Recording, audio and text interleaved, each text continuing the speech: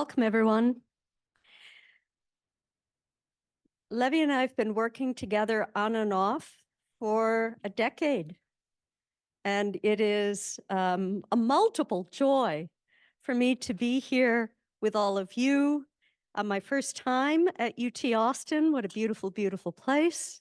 To be here with my dear friend and collaborator, Levi. And we were reminded by another dear friend, Alberto Giordano, a geographer at Texas State San Marcos last night, that we are also in the shadow of the place from which the first, some might say, mass shooting happened in the United States, which is very much in my mind. Trauma, I'm not a trauma scholar, and I still feel a latecomer to the Holocaust because I trained in completely different fields. But I think we can probably all agree that traumatic memory is very complex and that it is both carried in testimony, represented in art, and also it is never complete and it is fragmented. The great Holocaust scholar Lawrence Langer made us all aware of those issues in the first place. What Levi and I are going to be talking about today is a particular strain of historical geographical research on the Holocaust in which we have tried to grapple with what we see as a fundamental problem in mapping traumatic memory, which is that however those memories are recorded, oral interviews, memoirs, such as the text we have today, film, etc., the places that such testimony mentions as the sites of many of the most important events cannot be mapped in conventional ways. They are tiny, they are lost, they were not known at the time.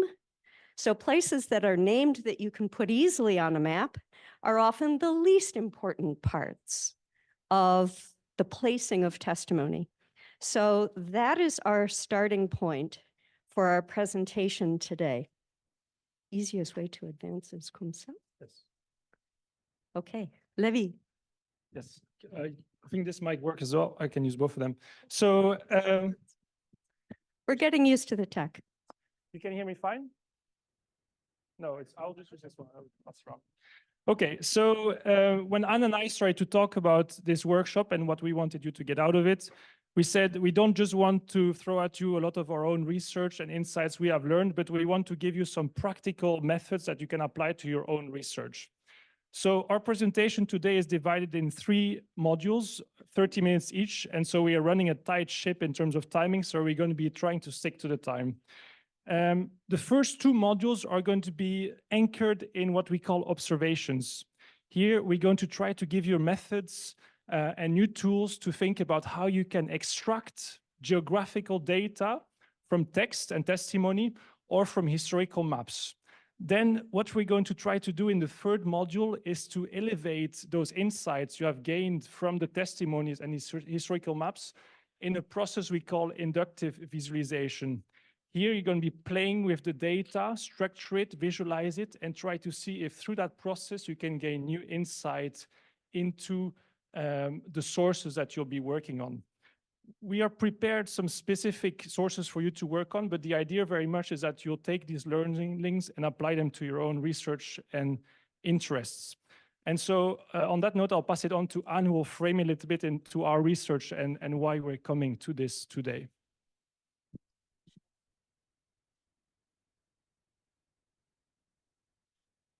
When Levi and I began working in 2014 with another student at Middlebury College, Laura Strom, we had just 1 or 2 oral histories from the Shoah Foundation that we were spending time with.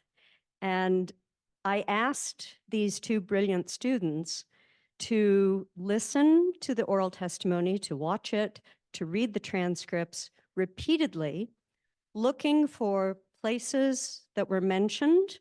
And this was coming out of some other work I had done at Middlebury, just a hunch that there were many more places than we generally talked about. And I also encouraged them to use graphic ideation, a term that I first learned from the architect Kevin Lynch, whose image of the city is full of little doodles of his spatial understanding of the organization of Boston. That's an idea that I think has enormous power for capturing very casually and informally spatial ideas, whether you're an artist or not, especially I think if you're not an artist. This first image was one of Laura's doodles. Listening to Leon Wells, she heard what she called story bubbles. So the narrative would go along, sort of like a recitative, and then there would be a story. And each of those stories, she realized, was associated with a particular place, usually one small place. Next.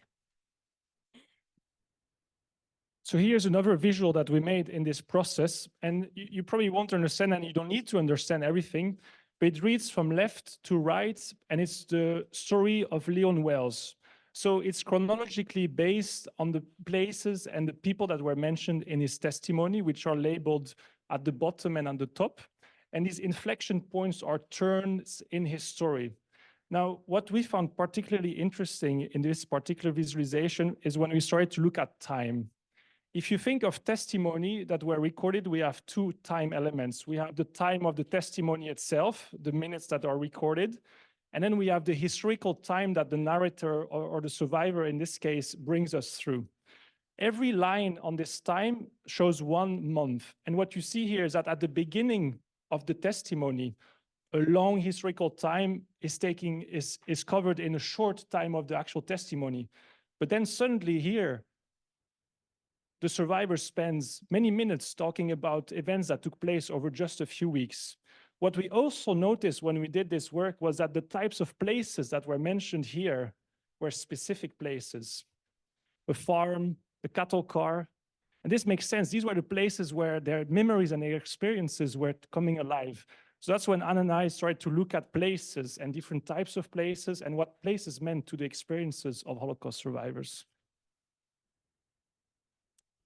Our work is also informed by another brilliant spatial thinker and cartographer, Margaret Pierce, who has helped me formalize these thoughts a little more.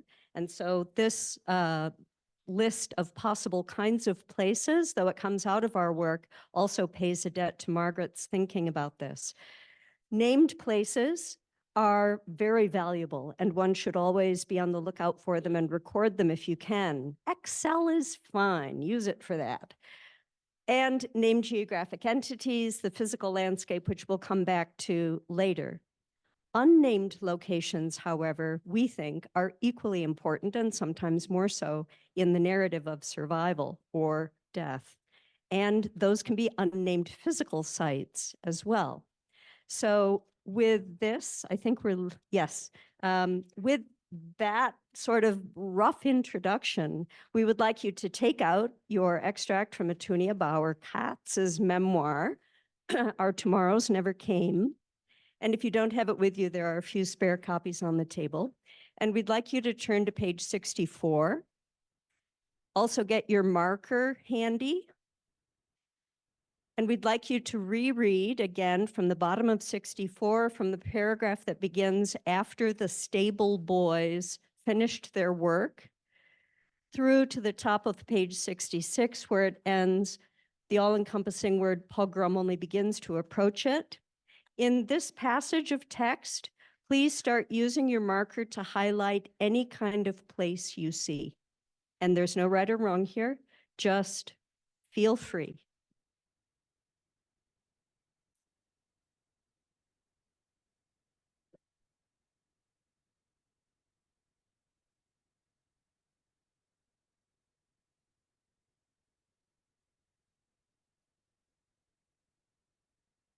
You have 10 minutes.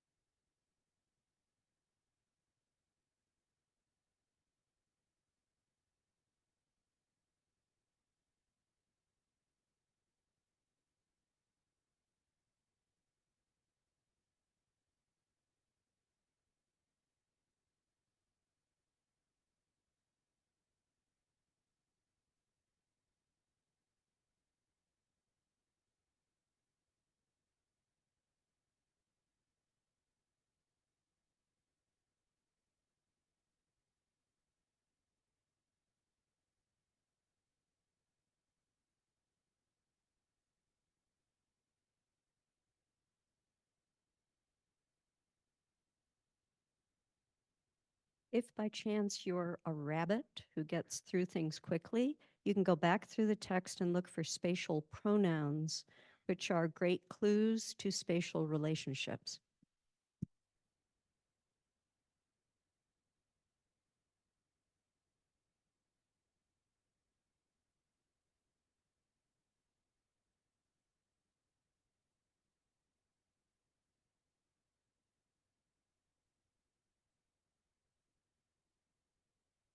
That should have been spatial prepositions, beg your pardon.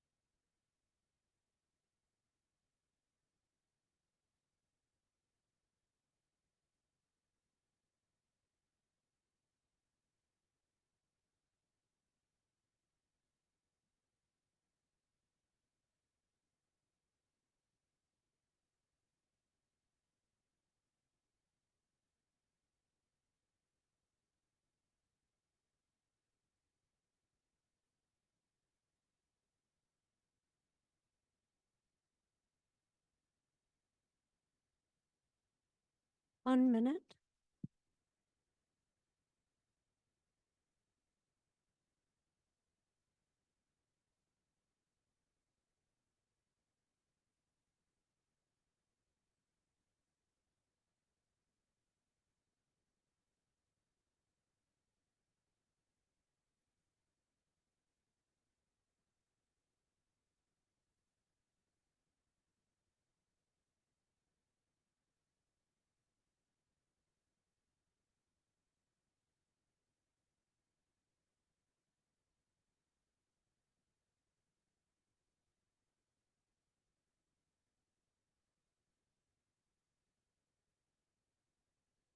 Okay, folks.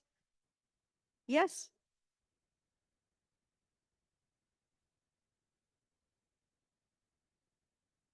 But she wants to. Okay, folks, don't worry if you feel you're not done. This is just a sort of warm-up exercise. Observations?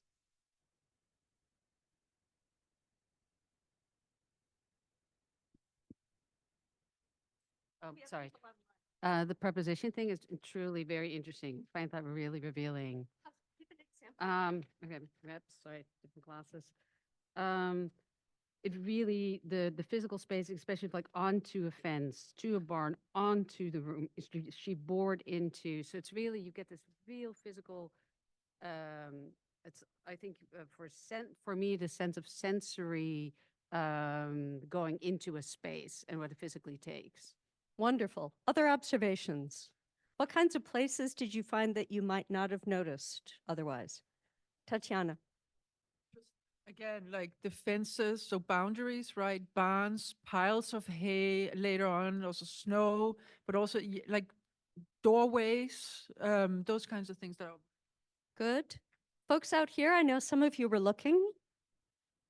What did you find? Yes. So places that go in between security and insecurity. So thinking what Dr. Luckenstein was talking about, like the fences and what have you, going to something that has a little more security, like a warm corner, for example. So a sense of relief. Oh, I think that's wonderful. There's a whole branch of this project that I haven't yet been able to develop of the movement between safe and unsafe, which gets down to a tiny scale. Other thoughts? Yes. This may not be very profound, but I think what struck me is space is everywhere in these narratives, right? I think that's profound. Because when you start to look, you see in a new way, I think. And this exercise is so simple, and it was the opening of 10 years of research for me, honestly. Mark? Now that you prompted us to think even more broadly of space, when she says my head and heart, I began to wonder, are those spaces? And falling in and out, when you said preposition, she goes in and out of feigning spells. So I just began to think as consciousness of space, which is. Yes. Yes. Okay. Levi, anything from chat? No? Okay. Any other thoughts? Might this be an approach you'd want to try? I think you also get a sense of the type of movement that's happening because you're looking at places, so you're now more observant of how she's getting to different spaces. And so the types of movements involved, the types of landscapes she has to cover, right, to get between locations. That's great. And how many of you in the room are studying trauma of some kind or another? Could be Holocaust or something else. My own sense is that when traumatic events happen, or even the anticipation of them, creates new boundaries within social space that upset one's world. Tatiana? The mass shooting, that's the site on the banks of the river, right, where I lost the space. They have the women and children up the hill and then down into the ditches. And you can sort of start to think about just the geography, how that might have affected the difficulty of going up, the violence that might have been applied to make people go up the hill and then down into the ditches. And I think that observation, believe it or not, is the segue to part 2, because now I'd like to talk about physical landscape and its representation in historical maps. Oh, Levi, please. Rashmi, you're online, can you say your question or your thoughts? Yeah, I found that when he made her a bed under a trough among the cows, which was hidden, so that kind of struck me. And also the right house somewhere ahead. So what does that mean? So that was very interesting. Yeah, that's often what when I start reading these mentions of place, I start looking at the attributes. So what are all the attributes that can be associated with these places? And then something that was mentioned by Mark as well is the real physical world places, but then there are also these metaphors that are used, and these may be not real places, but echo in my brain, the brain as a place, which is interesting as well, how she's moving between different geographies, the real world and the more metaphorical world. Okay, so then we're going to the next module, and I give it back to Anne. If only we had a week. But our time with you is precious here. I think one of the great sources, ignored sources of historical information is historical maps. And the second most ignored source of historical information is the physical landscape. You could also flip those. Both of them, becoming aware of the wealth of information they hold was a key part of my training as a geographer. And I've it's going on 40 years now, I've been trying to persuade historians to come over to the geography side because there's so much great stuff there. You folks know here you have one of the country's great map collections. And so I hope that what we do next may encourage you to use it a little more extensively than perhaps you have before. The map before you is a topographic map, actually made in Poland in 1929 of the area where Antonia lived with her family, Antonia, in the town of Buchach, which is in the lower left corner. And now is the time to pass out the maps. And I would like to preferentially give the larger maps to the people in the back. And I would encourage you, please, Steve Holscher, my friend, will not be surprised. I want you to sit on the floor in groups of 3 or 4 so that you can look at the map together. And then the people stuck with the tables share with a partner. So there should be one map for every 2 to 4 people.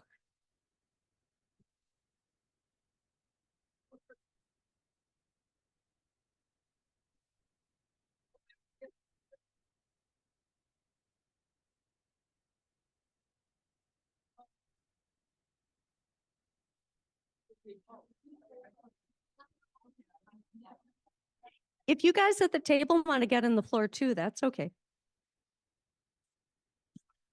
No, I want them to get and have the maps and then, yeah. So once everyone has a map, then I have a little case study to tell you about that was a revelation for me about the value of historical maps.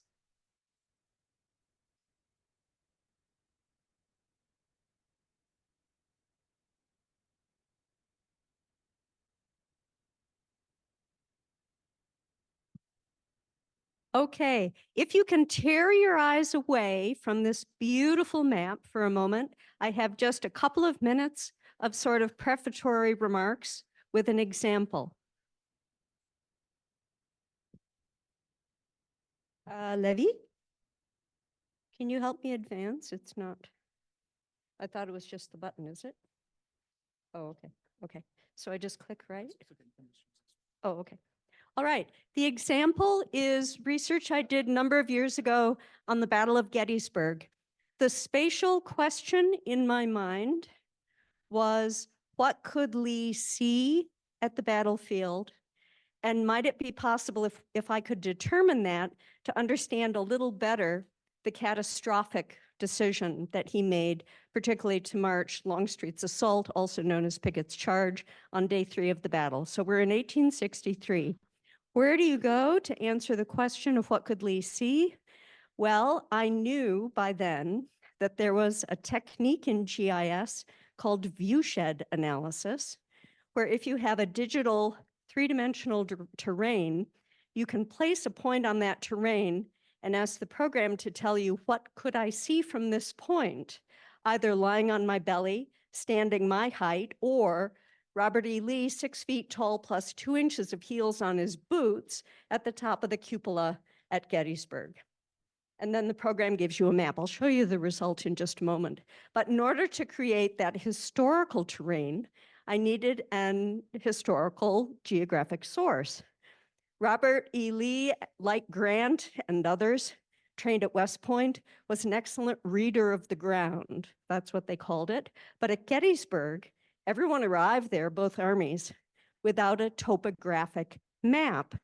The only map that existed of Adams County, Pennsylvania, showed land ownership and roads. I'm sorry, Levi, I don't have the touch. So the squiggles there are the first topographic map of Gettysburg, which was drawn by Captain William Payne on a board on the pommel of his horse. After the war, however, the U.S. Army Corps of Engineers made a spectacular topographic map as a kind of cartographic memorial, and also possibly to be able to refute or support widows' claims for the men who died crossing the rivers at Gettysburg on day 4, when the skies famously opened and God wept. So that map, which is not, it's about half as big as what you see, it is large, has enormously detailed topographic information in the form of contours, which I drew by hand because there was no software at the time that could distinguish between the black outlines of trees and the black outlines of contours. Next. And then pieced it together into a digital terrain that was approximately historically correct. Next. And then I could bring that into GIS, assigning elevation values to all the contours, and ask what could Lee see. This map simulates Lee at the top of the Lutheran Seminary, the areas that are inky purple. The program says he could not have seen. The areas where the historic map is exposed coming through, he could have seen.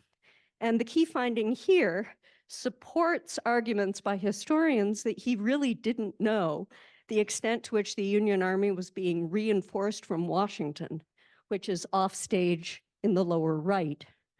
The white line there, the Union line, was on a slightly raised ground, even from the Lutheran Seminary. Again, the program says he could not have seen 20 to 30,000 troops massing overnight and the next morning. So it became part of a whole argument of how the landscape played into his ignorance. If you want to know more, I can send you the article. The point, though, of this example is that the terrain itself was my primary evidence. But you don't have to use GIS for a map of terrain to be useful. So that takes us to our historical map of Buchach, Etunia's hometown, the surrounding fields. The fine brown lines are the contours. The wider the contours, the more flat or level the ground. The tighter they are, the steeper the valley. So if you read the piece we sent around, this is the Stripa River in its sinuous curves going up the left side, broad agricultural plains in the middle, and then another river valley on the right. We would now like you to look closely at this map and try to discern what it shows, what it doesn't show. There is a legend, but try not to worry too much about particular symbols. If you have a question, I'm happy to come around. Does the map's information complement what you saw in the testimony, or how might you use it? Does it raise new questions? And for those that have small maps, we have some bigger maps if you prefer to work on those. So just raise your hand if you have a small map, and then we can give you a bigger map. You want a bigger map? Okay. Where are they?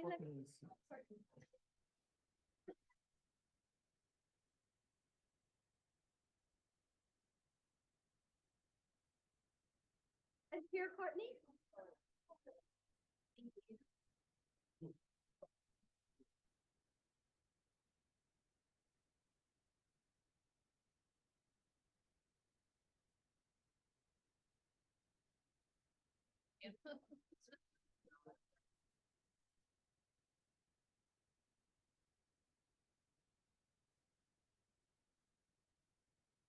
I just forgot to say that on the slide on the screen, 2 key areas are circled. Buchach in the lower circle, and the smaller circle with the dashed line is the little tiny farming hamlet, the farmhouse where she hid, if you read the whole excerpt that we sent earlier.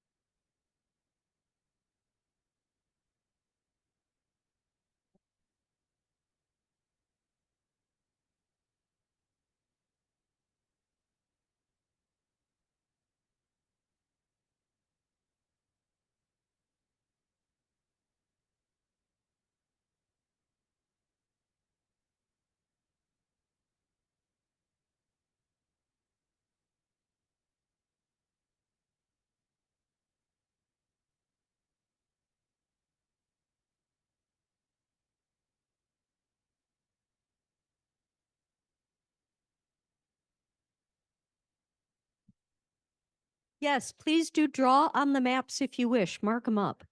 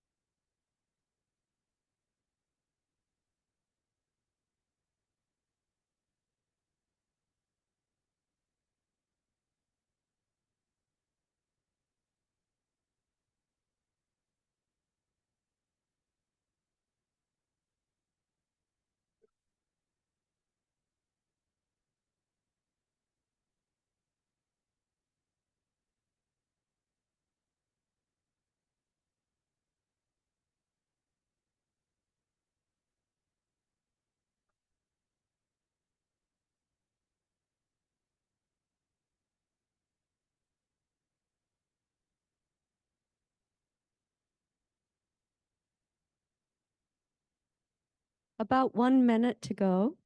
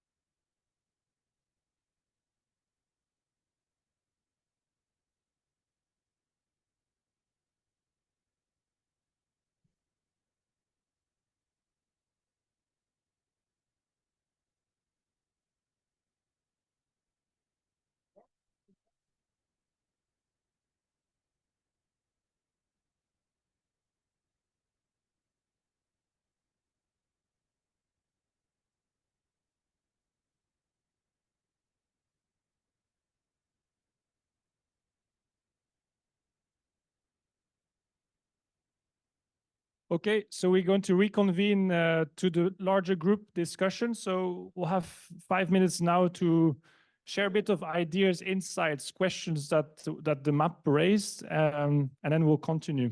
But I'm sure you can bring these maps home afterwards if you want to continue studying. So please raise your hands if you have thoughts about these questions or other thoughts that came to your mind, things you want to share.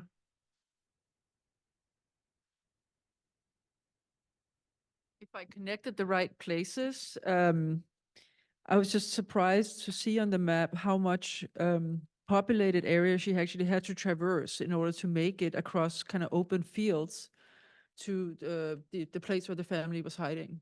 There's just a lot of population outside of the city that you see that she had to get through. Yes, I think that's a great insight, how the map gives you information that complements the testimony, and in this case, population density and traffic, for example, on the roads. Another question or thought or remark? Yes? I was very intrigued. I was very intrigued by the line that the river turned red. And so I was then wondering which direction the river was flowing. So where would you have seen that and who would have seen that? And then in the end, when we talked about it, I actually wonder if this is also not more metaphorical than literal.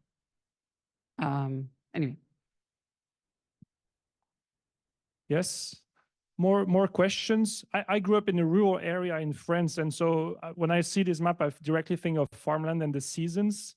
And they talk about snow, they talk about haystack, they talk about the chickens, and you think as well how this landscape is changing. So you see the forested areas, and then you think about the vegetation changing through the seasons. So those are the questions that raised in my mind when I saw the map. Yes. So having flown with these maps and use these maps for flying, you look for things that are going to be structures that are going to be there for a long time, like the railroads, for example, where railroads meet roads. What you don't necessarily see sometimes here is you see roads and trails and paths, but they're very difficult because some of them could be almost imperceptible because of the season and what happens to them. They're not hard paved roads, and they change over time. Great. Are there things that the testimony mentions, places she mentioned in testimony that are not visible in the map, but that you think are important? It's hard to you see in the map where she started her journey. We originally thought she'd started in the town of. Sorry, what's the? I need someone to say the name of that town. That one? This, no, this No, one. no. This one. We thought she was there. Bruchich. Yeah. We thought she started in that town, but then we read it again and thought maybe she started south of there. So it was kind of unclear where she started her journey. Although we figured out where it ended, but it was hard to figure out where she started. Yes. Oh, question online.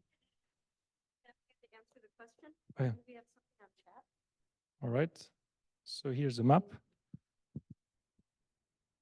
So just to answer that question, if you're talking about Bronia's journey in the excerpt, they are living in a house on this little bend in the river, and she has to go down through the town and out and then down to the farm. We have someone on chat. Yes. So maybe the person online, Hannah, if you want to unmute yourself and ask your question or say your comment. Yeah, what struck me was that this map would not have been particularly useful to Bronia. You know, it doesn't have vegetation, as we've been discussing, so it might not help her figure out the safest way where she would be less visible, because the whole purpose of this map is to make everything visible. Yeah. Yeah. And we had another end, but building on that, Hannah, I think what is very interesting is to start thinking about the perception of space being different. I think some of you live in Austin, some of you are visiting here, but all of your mental map of Austin is very different from one another based on your personal associations with the places that you're most familiar with here. This map is not a representation of her mental map. Her mental map from the testimony probably looks very different. She probably did not know all this information and associated her experiences differently with different places. So the mismatch there is also quite interesting to consider.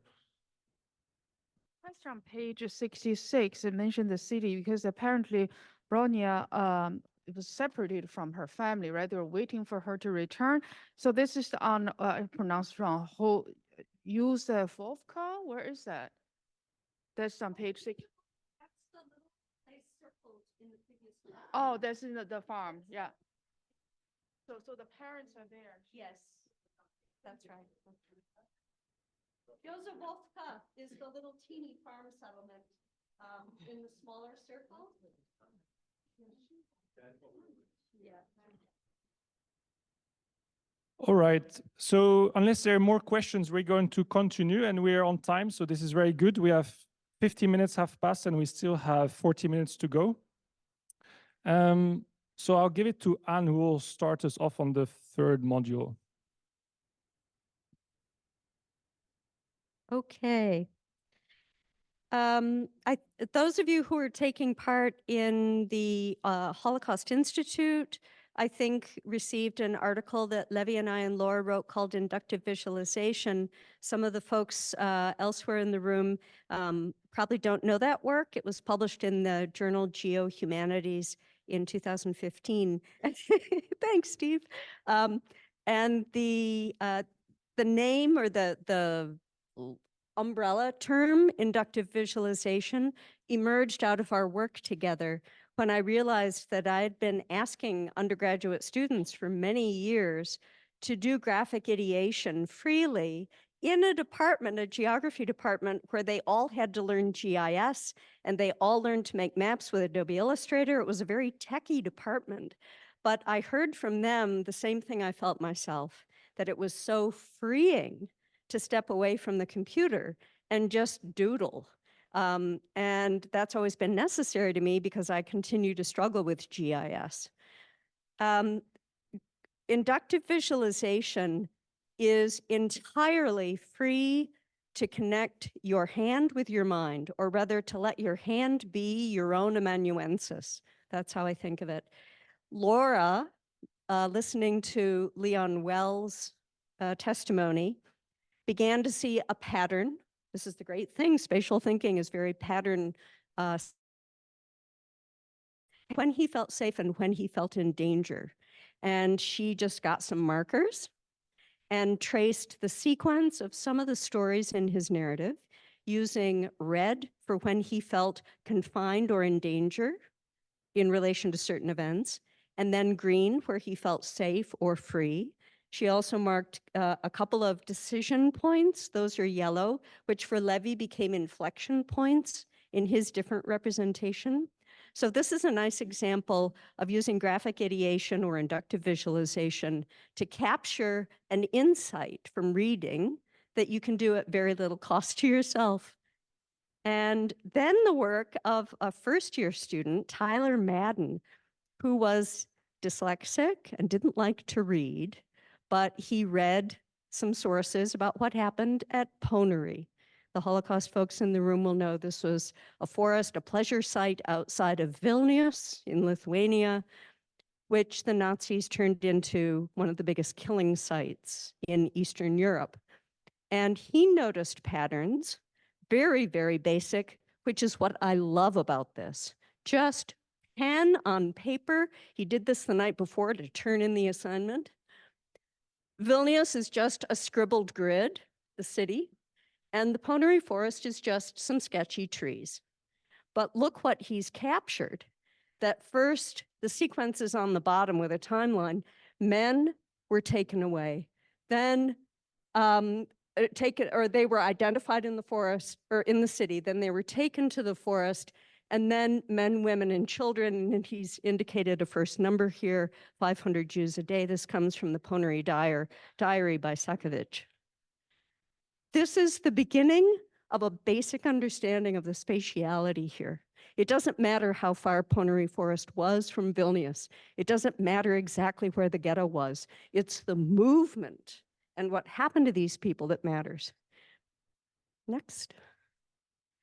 And then lastly, this is probably too busy. I'm not sure I should have included it, but it was one of my own turning points after working for some years with ghettos data from the Holocaust Museum's encyclopedia.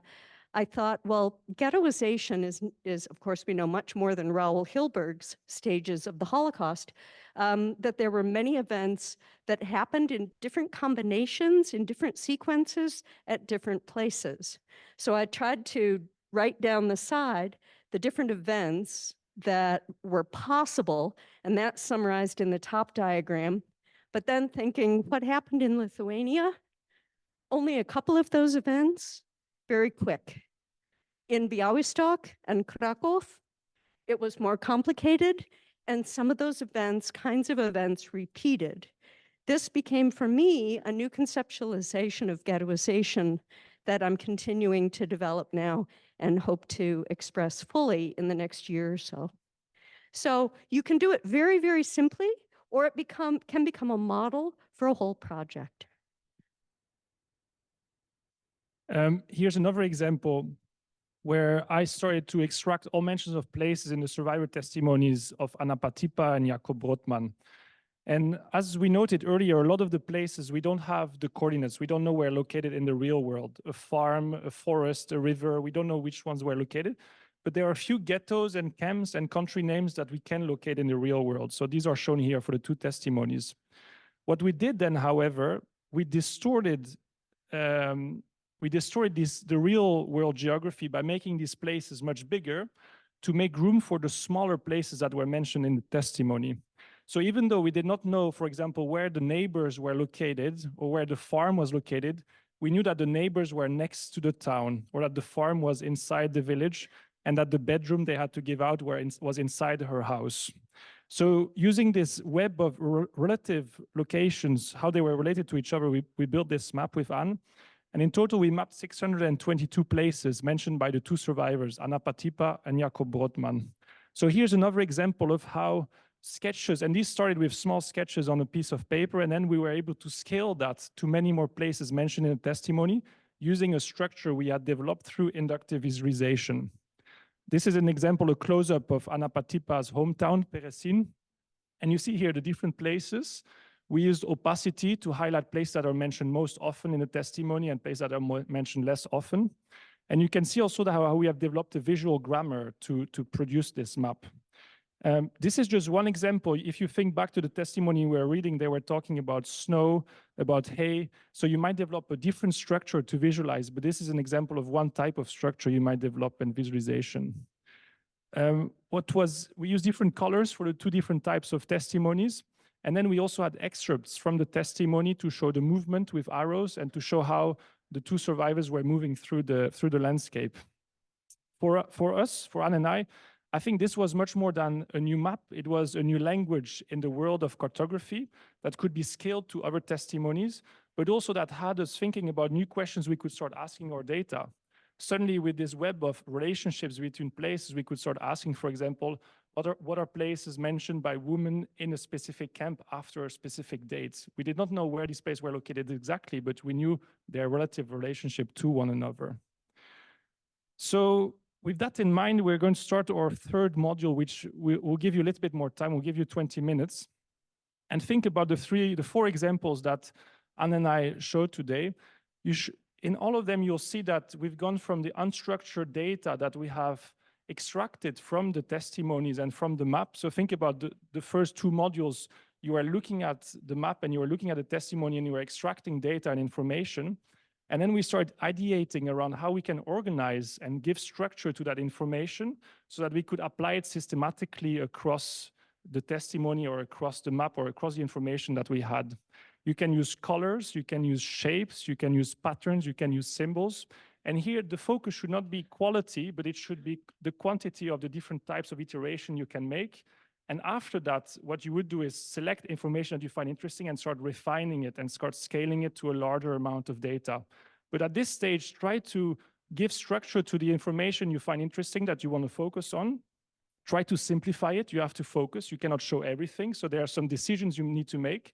And these decisions are going to be hard, but they're also the exciting part. When you have to make decisions and you have to start categorizing and try to make decisions about what you're showing and why you're showing it the way you are, not everything is going to fit. And that is going to force you to think carefully about how you're grouping or how you're making definitions of your information.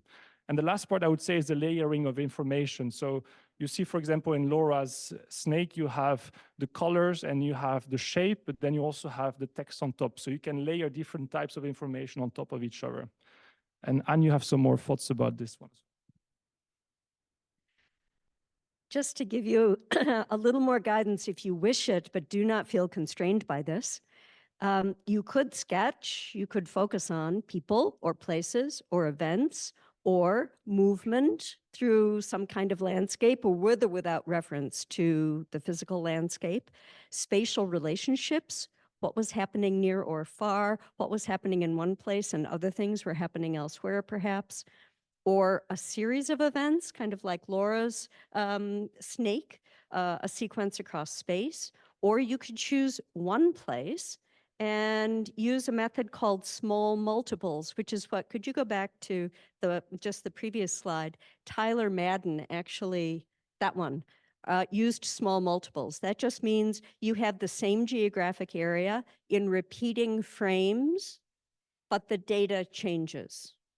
So it could be events, it could be number of people in a place who are taken away or whatever. And then go to the last slide again, thanks. Or changes in number of something. This is just the beginning, okay? Have at. And if you want more crayons or you want markers, come and get restock. And you may use different aspects of the testimony. So you can start with what we worked on in module 1, but you might also, if you was a different part that you thought was more interesting, you may use that as well. And you can do this solo or you can do it with someone else. But if you work with someone else, do try to whisper so that you don't interrupt other people's thoughts.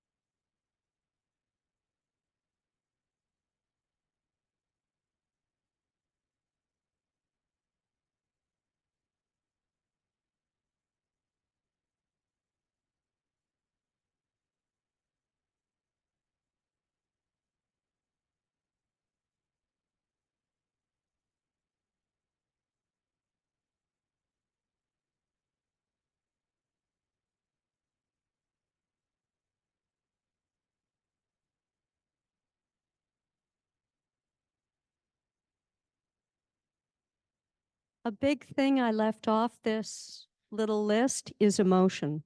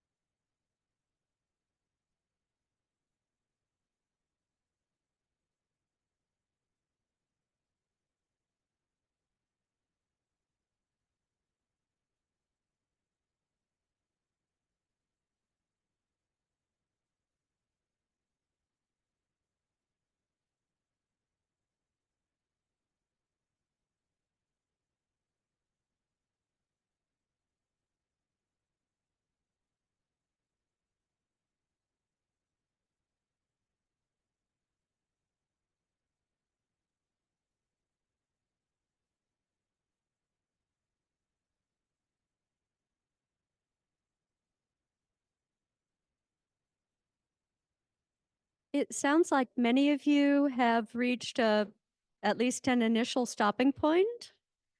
So how did this work in your minds?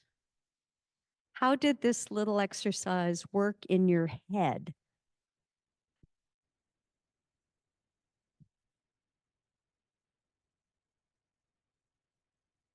So I wanted to actually, I chose the last scene of the book when the Ukrainian, the militia kind of enters into the house and they flee out of the house, and then she through the snow, and eventually she's rescued by some Polish villagers. And so of course I thought only spatially, and it's pretty much going through the house and then all snow. So the map wasn't much. But then I thought maybe what I could try and show with the color is her transformation from a human to an animal. Because in the scene ends where she burrows into the snow and thinks she's going to die. So I try to make the transformation more like, you know, bigger orange when she sort of became more animal than from when she was human. Because I wanted to convey that feeling when she's running through. Thank you. Other thoughts? They can be little light funny too. Although we're dealing with the Holocaust here. Yes, please. My thoughts is very simple. I feel it's like I am an artist. So it's like not only this is historical, this is about historical figures experience, but it's also about my perceptions and how I look at them. Yes, thanks. Absolutely. And one of the really fun things about doing this kind of exercise with students is two things. You will find students who you thought were really struggling or never said anything produce the most amazing thing, and the whole class is snapping. And everyone's little sketch looks different, which is kind of instantly democratizing.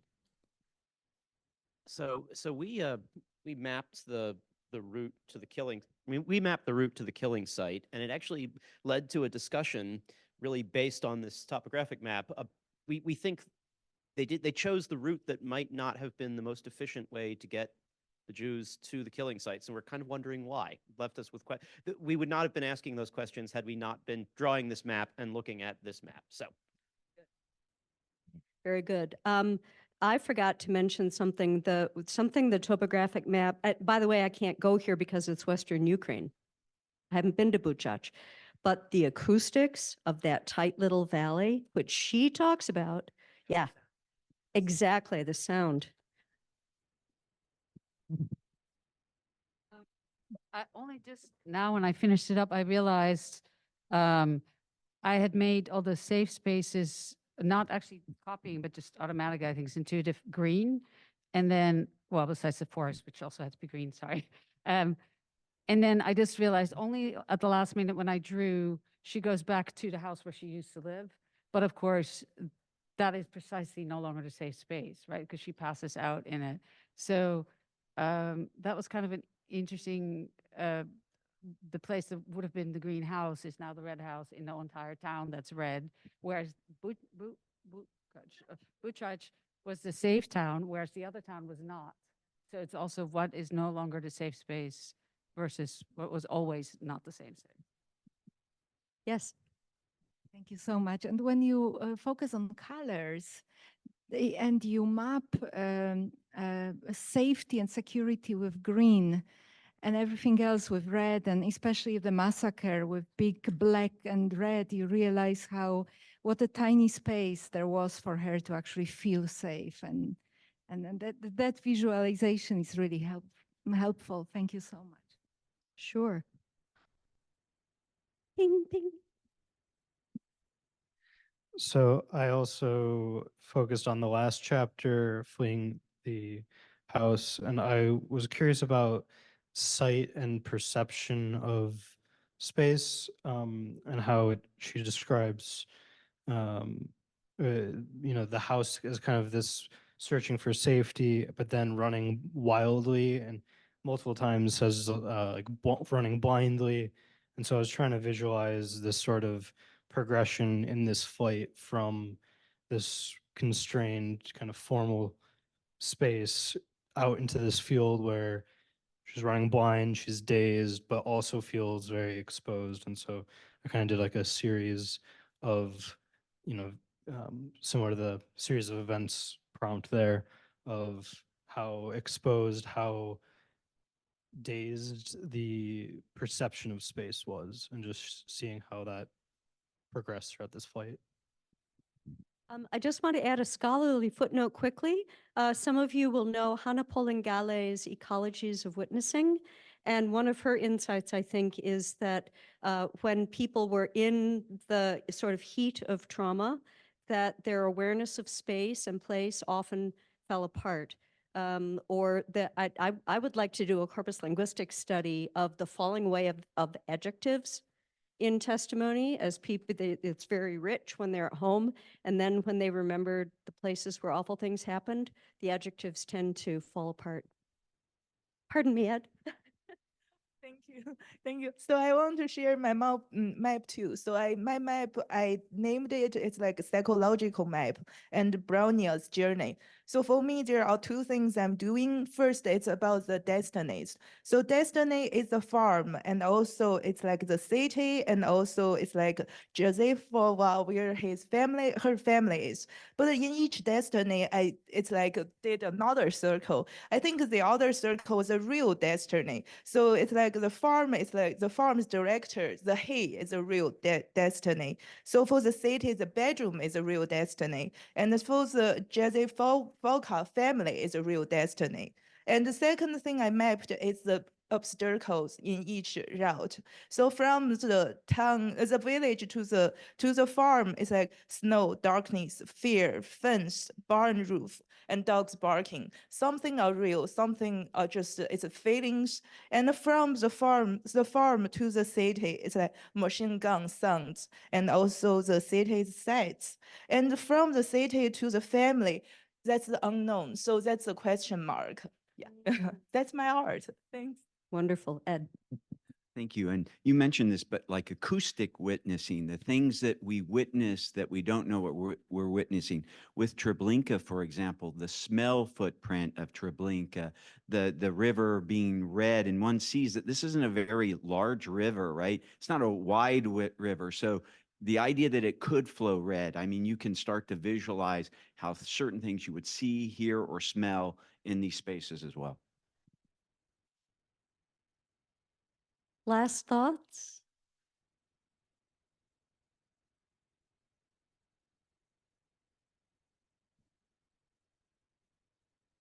So this is great, and it was very inspirational to walk around the room and see all of you putting ideas onto the paper using the colors and being very creative. So we hope this inspires you for your own research and that you take some of this imagination and working with your hands to your own data. Maybe we have 5 minutes left. It'll be very nice if all of you bring your sketches, and maybe we can lay them on the floor here. And then you can kind of walk and kind of be inspired and kind of see what people have been drawing. And feel free to stay by your sketch and explain if people have questions. Thank you.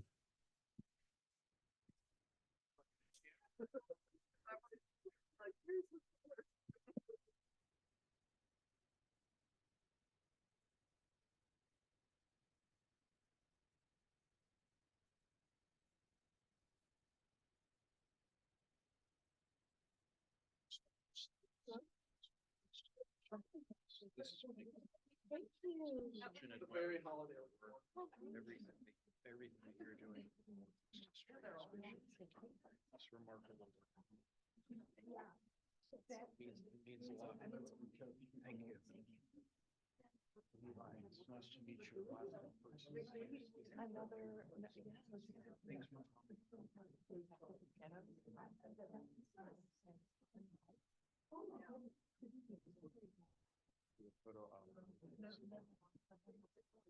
So one conclusion, we all became historians because we found our platform. Yeah.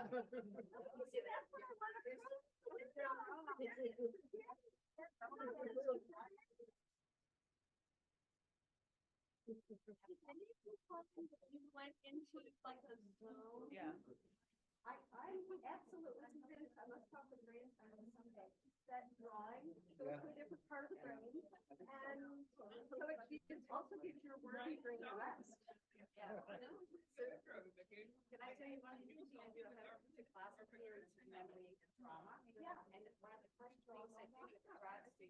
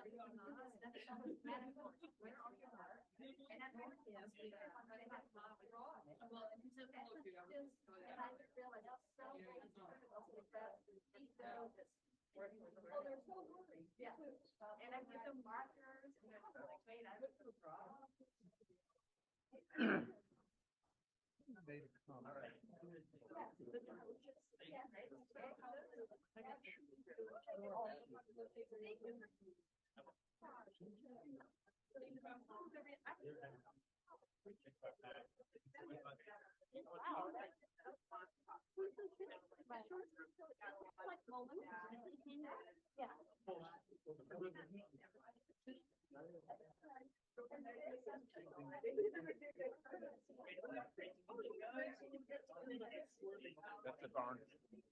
The first.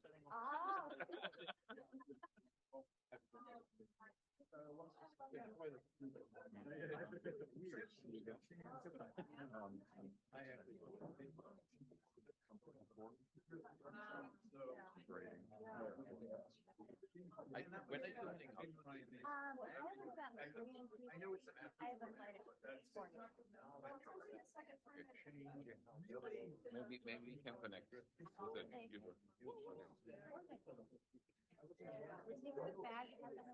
No, mine's here. Okay.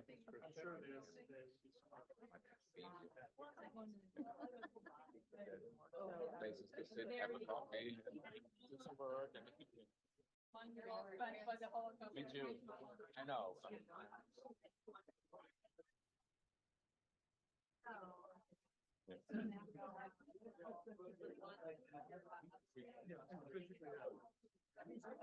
Yeah, I'll go after. You know, if you want to wrap up or because it's finished now, so.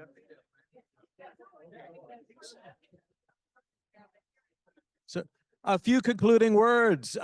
Workshop is officially done, but please feel free to come up here, look at the other work. Let's just thank our workshop leaders.